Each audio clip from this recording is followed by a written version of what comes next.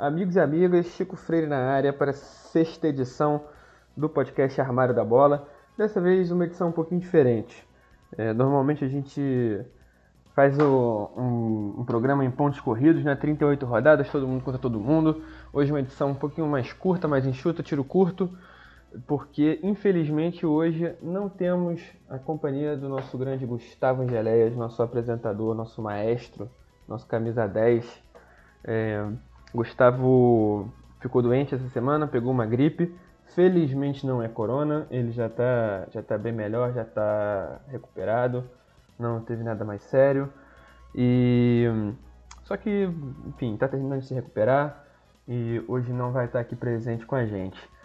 E vamos fazer uma edição um pouquinho diferente, uma edição um pouquinho mais curta, só comigo mesmo. E até porque, né, não dá para o seu Iniesta ser o meu Xavi. Então, Gustavo, fica aquele beijo. Tô chegando aqui com a velocidade de Mbappé mais uma vez, a ousadia dos intrusos do Mônaco, para falar sobre o time do Principado. Solta a vinheta aí, produção. E hoje a produção sou só eu, peraí. Qual que é o botão que solta aqui? Eu sou obrigado a falar que esse programa aqui tá uma porra. Vidro de vidro? Vídeo. 100% atualizado. Sabia não? Não sei o que aconteceu. São Luís do Maranhão! Esses negros maravilhosos que saem tabelando, tocando. Antes de mais nada, para quem ainda não conhece o projeto, para quem está chegando agora, armariodabola.com. O projeto é um blog, é um podcast onde a gente conta histórias do futebol, a gente lembra grandes feitos, grandes times, grandes heróis do esporte, nem sempre campeões, mas que de alguma forma marcaram o próprio nome na história. E a gente conta essas histórias porque é uma coisa que a gente gosta de fazer, né? Sempre analisando o futebol como esporte, como fenômeno cultural e seu armário da bola.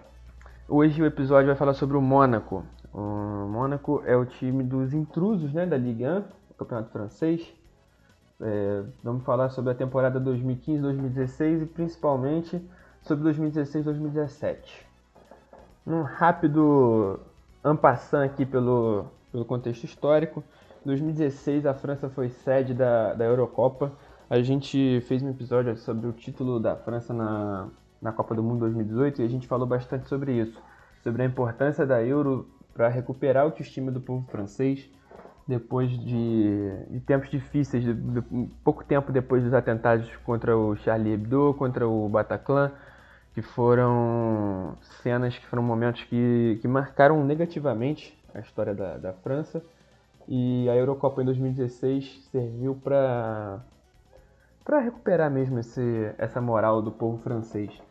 Mais ou menos ali em 2015, 2016 também, outro fato legal do esporte foi o prêmio Puskás para o Wendel Lira, que era um jogador de um time amador, semi-amador aqui do Brasil, que foi eleito numa votação popular. A internet se mobilizou para dar o prêmio de gol mais lindo do ano para o Wendel Lira.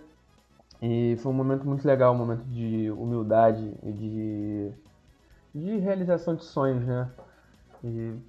Enfim, hoje o contexto histórico vai ser bem relacionado ao esporte, já que o Gustavo não está aqui. Vamos que vamos. Antes de começar a falar sobre Mônaco, o clube, vamos falar rapidinho sobre Mônaco, o país, né? O Principado de Mônaco é o segundo menor país do mundo, só é maior que o Vaticano, são 2 km², comandados desde 1200 e lá vai a história pela família Grimaldi. São mais de 700 anos da mesma família real no poder. O país de Mônaco não tem cidades, são bairros de tão pequeno que é, tão pouca área que tem, e é muito conhecido pelo cassino de Monte Carlo e pela corrida de Fórmula 1, né? São esportes de luxo e Mônaco é um país que tem uma das maiores rendas per capita do mundo. Mas não é à toa que o Mônaco joga o campeonato francês, porque não tem condição de haver um campeonato monegasco. O Clube Mônaco foi fundado em 1919, foi uma junção, foi uma união de vários clubes amadores que existiam no Principado. O pessoal se juntou e organizou um clube só.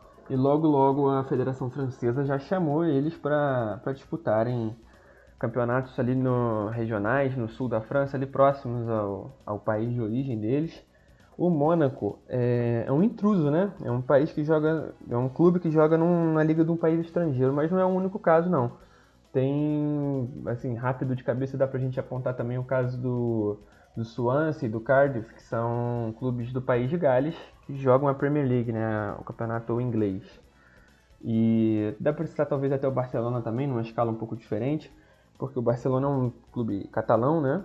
E joga no campeonato espanhol. Mas, nesse caso, é um pouco diferente porque a Catalunha não é um país independente. Em todo o continente europeu, só tem 2 países que não são filiados nem a UEFA nem a FIFA, que são Mônaco e o Vaticano. E é por isso que o clube Mônaco joga na Liga Francesa desde sempre. O Mônaco é um clube de importância, e apesar de nunca ter sido o maior ou mais importante clube do futebol francês, é um clube que tem 8 títulos da Ligue 1. É o terceiro maior campeão, só atrás do Saint-Étienne, que tem 10, e do PSG e do Olympique de Marseille, que empatam na segunda colocação com 9 títulos.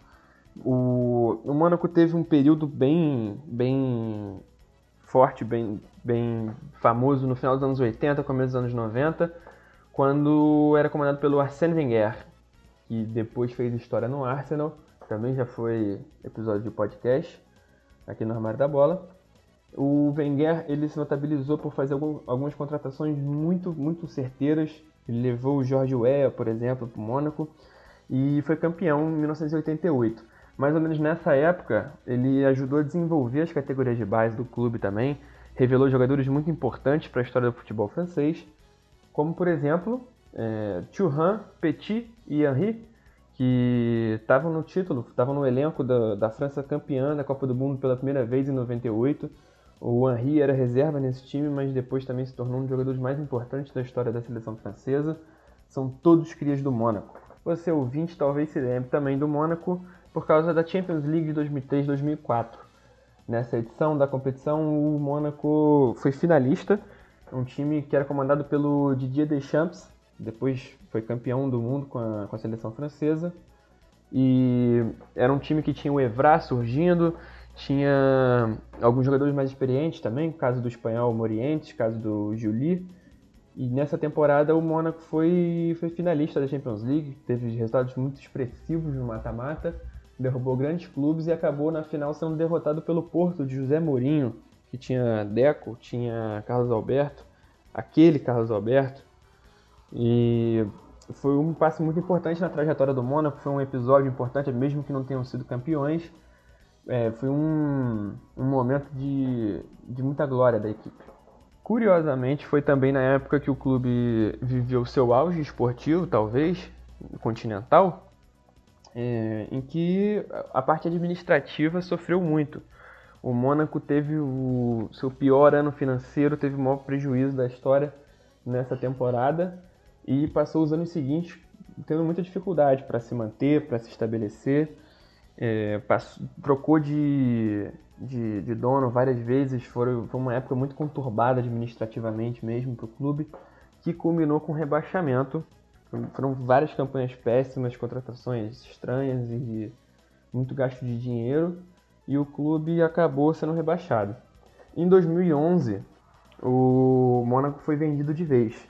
O magnata russo Dmitry Rybolovlev, não sei se eu falei certo, não sou fluente em russo, comprou 2/3 do clube quando ele estava em último na segunda divisão. O outro terço fica com a família Grimaldi, fica com a coroa de Mônaco. E aí começou uma retomada no futebol monegasco. O Mônaco se segurou na segunda divisão, conseguiu sair da última colocação, ficou ali pelo meio da tabela, e no ano seguinte o Rybolovlev trouxe o técnico Claudio Ranieri, o famoso, já treinou o Chelsea, foi campeão da Premier League com o Leicester, o italiano que já passou por grandes clubes, é um cara experiente, e ele ajudou muito, foi muito importante para o Mônaco. Ele botou um futebol ofensivo no time, conseguiu fazer uma grande campanha na segunda divisão. O Mônaco sofreu 3 derrotas só e foi campeão com o pé nas costas. Subiu de volta para a Ligue 1 E no retorno à elite do futebol francês, o Mônaco investiu bem, fez boas contratações, dessa vez com um pouco mais de critério, mesmo gastando muito dinheiro em nomes como James Rodrigues, Falcão Garcia. O time tinha estrutura financeira para fazer esse tipo de investimento. Um rápido parêntese agora para contar como que eu ganhei minha camisa do Mônaco, uma história um pouco curiosa. O Mônaco voltou para a primeira divisão em 2013 e pouco tempo depois, em 2015, o clube fechou uma parceria de conteúdo digital com o Cruzeiro aqui do Brasil. O objetivo, claro, expandir a marca do Mônaco aqui e expandir a marca do Cruzeiro lá na França. E em Mônaco também, né? E nessa, os clubes começaram a participar mais nas redes sociais. O Mônaco investiu em redes sociais em português para o público brasileiro. Logo depois do fechamento dessa parceria, poucos meses depois, o Mônaco contratou o Wagner Love, contratou 2 destaques do Campeonato Brasileiro da época, 2 destaques da edição 2015 do Brasileirão, que foram o zagueiro Gemerson, que era do Atlético Mineiro, e Wagner Love, que foi o atacante que estava no Corinthians. E os 2 foram para o Mônaco e aconteceu uma promoção no Twitter, no Facebook, para sortear a camisa deles. E, por acaso, eu ganhei. Eu mudei o RT no Twitter, fui o campeão. Foi muito legal, me senti contemplado. O pessoal do Mônaco foi super legal, foi super atencioso. Mandaram a camisa, chegou aqui em casa, maravilhosa, uma camisa muito bonita, uma camisa que eu queria ter há muito tempo e não achava para comprar. E ainda com o autógrafo do Wagner Love, que é um cara que fez história aqui no Brasil. A temporada dessa camisa, 2015-2016, não foi grande coisa para o Mônaco. O Mônaco, depois de voltar para a primeira divisão, fez boas contratações, montou um time forte, brigou pelas cabeças no campeonato francês. Não foi campeão, mas fez boas campanhas. E logo depois, meio que desmontou o time. Na verdade, não foi um desmonte, porque não foi uma coisa por necessidade. Mas chegaram muitas ofertas boas por jogadores. O clube saiu no lucro na temporada, mesmo tendo gastado um dinheiro bom. Acabou saindo no lucro de mais de 70 milhões de euros. Vendeu boas promessas desenvolvidas nas categorias de base. Vendeu o James Rodrigues para o Real Madrid. E em 2015-2016 o Mônaco ainda estava tentando se encontrar de novo. Ainda estava com um elenco em construção. Não fez grandes campanhas em nenhuma competição. Mas nesse ano aconteceu uma coisa muito importante para o futebol francês, para o futebol monegasco, que foi a estreia de Kylian Mbappé. O Mbappé surgiu para o futebol justamente na temporada 2015-2016, vestindo a camisa alvirrubra do Mônaco. E foi nessa temporada que ele quebrou 2 marcas do clube. Ele foi o jogador mais jovem a atuar profissionalmente pelo Mônaco, com 16 anos. Foram dias antes de completar 17, ele quebrou a marca que era do Thierry Henry, que já durava mais de 20 anos. E poucos meses depois se tornou também o jogador mais jovem a fazer um gol com a camisa do Mônaco. Com 17 anos ele quebrou outra marca que também era do Thierry Henry. Se tornou o jogador mais jovem a estrear e a marcar pelo Mônaco. Um movimento aí numa situação que já mostrava um pouco do potencial e da capacidade, do talento que ele tinha, né? Ele tem, na verdade. A situação do Mônaco melhorou bastante na temporada seguinte, 2016-2017. Já com um time mais encaixado, com bons jogadores saindo da base, com contratações bem pontuais. O clube gastou pouco dinheiro para essa temporada. O Mônaco se tornou o último clube a quebrar a hegemonia do PSG, né? Foi campeão francês, foi campeão da Ligue 1. O único clube desde 2011 a ser campeão. O único clube que não é o PSG, né? Que desde que foi comprado por um fundo qatari, é um clube que varre o campeonato francês todo ano. O Mônaco quebrou essa marca, quebrou essa hegemonia em 2016-2017, graças ao Falcão Garcia, que fez 21 gols, estava numa fase muito boa. O Mbappé, já estabelecido como titular, também fez 15 gols na temporada, foi um jogador muito importante. E é um time que jogava muito simples. sob comando do técnico, é um venezuelano naturalizado português, na verdade, chama-se Leonardo Jardim. Ele era um futebol muito simples, mas com muita capacidade de se adaptar. Era um time que jogava um feijão com arroz muito bem feito, com 4-4-2, sem inventar, sem grandes revoluções táticas, mas que jogava muito bem e que sabia muito bem reagir. É um time que, se jogava contra um time mais ofensivo, conseguia defender bem, conseguia segurar bem, ou sabia se adaptar também quando o adversário mostrava uma fraqueza, uma vulnerabilidade. O Mônaco sabia aproveitar bem. Foi uma temporada em que surgiram também nomes como Bernardo Silva, que hoje em dia está no City, Bakayoko, que está no Chelsea. São jogadores que estavam juntos nesse Mônaco. Também o volante Fabinho, da seleção brasileira, que hoje em dia é titular absoluto no Liverpool. Foram jogadores que compunham a espinha dorsal do Mônaco de 2016-2017. E nesse ano também, nessa temporada, o Mônaco protagonizou lindos momentos na Champions League. Logo nas oitavas de final, o clube teve uma virada épica contra o Manchester City. Depois de perder por 5-3 na Inglaterra, em Manchester, o Mônaco conseguiu fazer 3-1 no Principado, conseguiu o resultado no gol fora de casa, o Falcão Garcia e Mbappé fazendo gol em todos os jogos, e o Bakayoko, na metade do segundo tempo, fez o terceiro, conseguiu a classificação para o Mônaco. Foi a primeira vez na vida, na carreira do Guardiola, que ele foi eliminado da Champions League antes da semifinal, contra um time de investimento menor, né?